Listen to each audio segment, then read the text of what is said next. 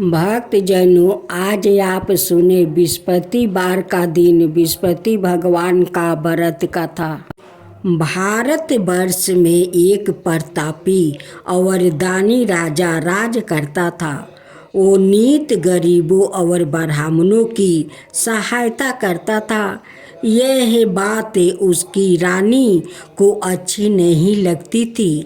वो ना ही गरीबों को दान देती, ना ही भगवान का पूजा करती थी और राजा को भी दान देने से मना कर देती थी। एक दिन राजा शिकार खेलने वन को गया हुए थे, तो रानी महल में अकेली थी।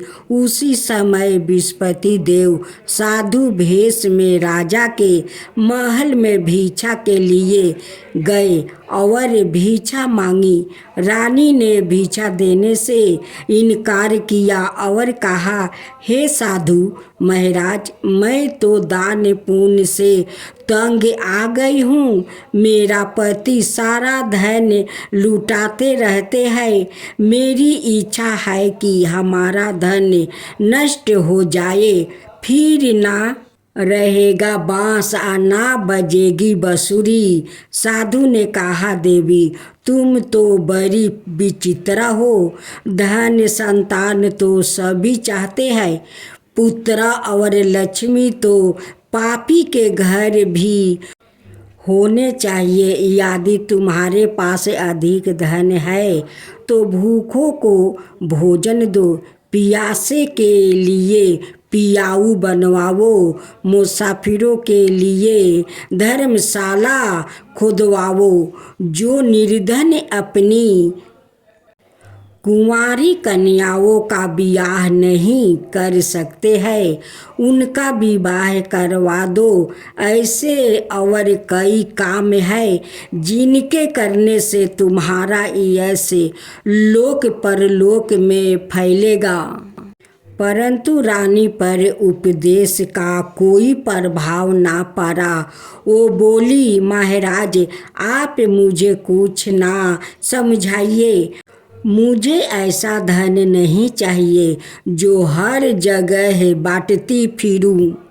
साधु ने उत्तर दिया, यदि तुम्हारी ऐसी इच्छा है तो तथास्तु। तुम ऐसा करना कि बृहस्पतिवार को घर लीप कर पीली मिट्टी से अपना सिर धोकर स्नान करना, भट्ठी चढ़ाकर कपड़े धोना। ऐसे करने से आपका सारा धन नष्ट हो जाएगा। इतना कह कर वो साधु महाराज वहाँ से अलोप हो गए। साधु के अनुसार कही बातों को पूरा करते हुए रानी को केवल 3 बृहस्पतिवार ही बीते थे कि उसकी समस्त धन संपत्ति नष्ट हो गई। भोजन के लिए राजा का परिवार तरसने लगा। तब एक दिन राजा ने रानी से बोला कि हे रानी, तुम यही रहो, मैं दूसरे देश को जाता हूँ, क्योंकि यहाँ पर सभी लोग मुझे जानते हैं। इसलिए मैं कोई छोटा कार्य नहीं कर सकता। ऐसा कह कर राजा परदेश चला गया। वहाँ पर वो जंगल से लकड़ी काट कर लाता और शहर में बेचता। इस तरह वो अपनी जीवन व्यतीत करने लगा। इधर राजा के परदेश जाते ही रानी और दासी दुखी रहने लगी। एक बार जब रानी और दासी को 7 दिन तक बिना भोजन के रहना पड़ा, तो रानी ने अपनी दासी से कहा, हे दासी, पास ही के नगर में मेरी बहन रहती है।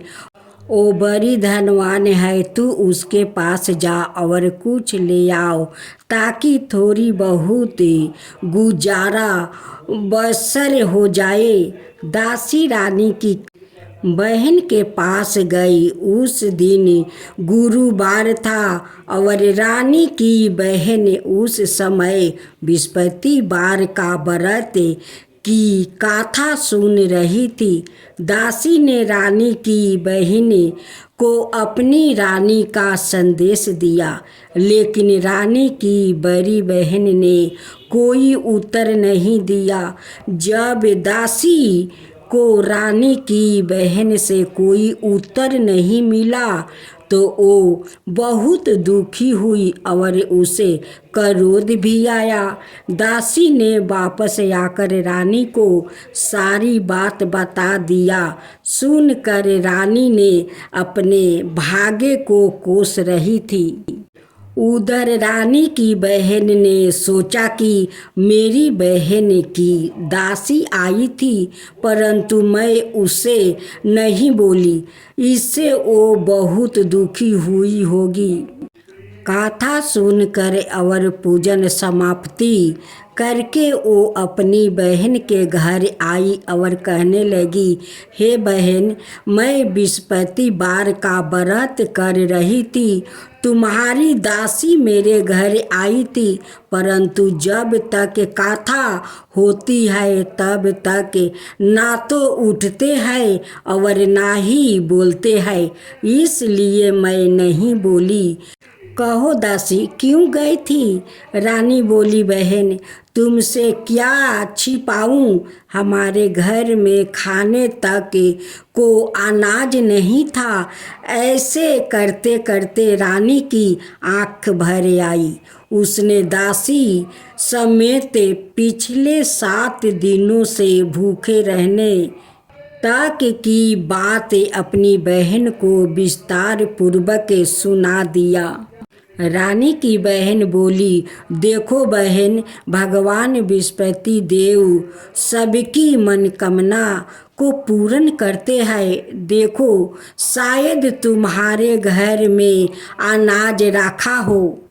पहले तो रानी को विश्वास नहीं हुआ, पर बहन के आग्रह करने पर उसने अपनी दासी को अंदर भेजा तो उसे चुपचाप अनाज से भरा एक घड़ा मिल गया। यह देखकर दासी को बड़ी हैरानी हुई। दासी रानी से कहने लगी, हे रानी, जब हमको भोजन नहीं मिलता तो हम व्रत ही तो करते हैं, इसलिए क्यों ना इनसे व्रत और कथा की विधि पूछ ली जाए ताकि हम भी व्रत कर सके। तब रानी ने अपनी बहन से बृहस्पतिवार व्रत के बारे में पूछा। उसकी बहन ने बताया, बृहस्पतिवार के व्रत में चने की दाल और मुनका से विष्णु भगवान का केले की जड़ में पूजन करे और दीपक जलाए, व्रत कथा सुने और पीले भोजन ही करे। इससे बृहस्पति देव प्रसन्न होते हैं। व्रत और पूजन विधि बताकर रानी की बहन अपने घर को लौट गई। 7 दिन के बाद जब गुरुवार आया तो रानी और दासी ने व्रत रखा। गुड़ साल में जाकर चना और गुड़ लेकर आई, फिर उसे केले की जड़ और विष्णु भगवान का पूजन किया। अब पीला भोजन कहाँ से आए, इस बात को लेकर दोनों बहुत दुखी थे। चूँकि उन्होंने व्रत रखा था, इसलिए बृहस्पति देव उनसे प्रसन्न थे, इसलिए वो एक साधारण व्यक्ति का रूप धारण करे 2 थालों में सुंदर पीले भोजन दासी को दे गए। भोजन पाकर दासी प्रसन्न हुई और फिर रानी के साथ मिलकर भोजन ग्रहण किया। उसके बाद वो सभी गुरुवार को व्रत और पूजन करने लगी।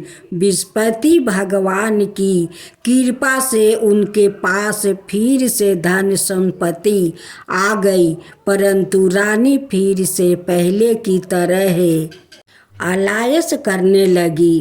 तब दासी बोली, देखो रानी, तुम पहले भी इस प्रकार आलस्य करती थी। तुम्हें धन रहने में कष्ट होता था, इस कारण सभी धन नष्ट हो गया। और अब जब भगवान बृहस्पति की कृपा से धन मिला है तो तुम्हें फिर से आलस्य होता है। रानी को समझाते हुए दासी कहती है कि बड़ी मुसीबतों के बाद हमें यह धन पाया है, इसलिए हमें दान पुण्य करना चाहिए, भूखे मनुष्य को भोजन करवाना चाहिए और धन को शुभ कार्य में खर्चा करना चाहिए, जिससे तुम्हारे कुल का यश बढ़ेगा, स्वर्ग की प्राप्ति होगी, पितरों प्रसन्न होंगे। दासी की बात मानकर रानी अपना धन शुभ कार्य में खर्चा करने लगी, जिससे पूर्ण नगर में उसका यश फैलने लगा। ओम जय बृहस्पति देवा, जय बृहस्पति देवा, चीनी चीनी भोग लगाऊं केदली फल मेवा। ओम जय बृहस्पति देवा, जय बृहस्पति देवा। तुम पुराण परिमतिमा, तुम अंतर्यामी, जगत पिता जगदीश्वर, तुम ही सबके स्वामी। ओम जय बृहस्पति देवा, जय बृहस्पति देवा। चरना रीत निज निर्मल, सबके पातक हरता, सकल मनोरथ दायक, कृपा करो भक्तो। ओम जय बृहस्पति देवा, जय बृहस्पति देवा।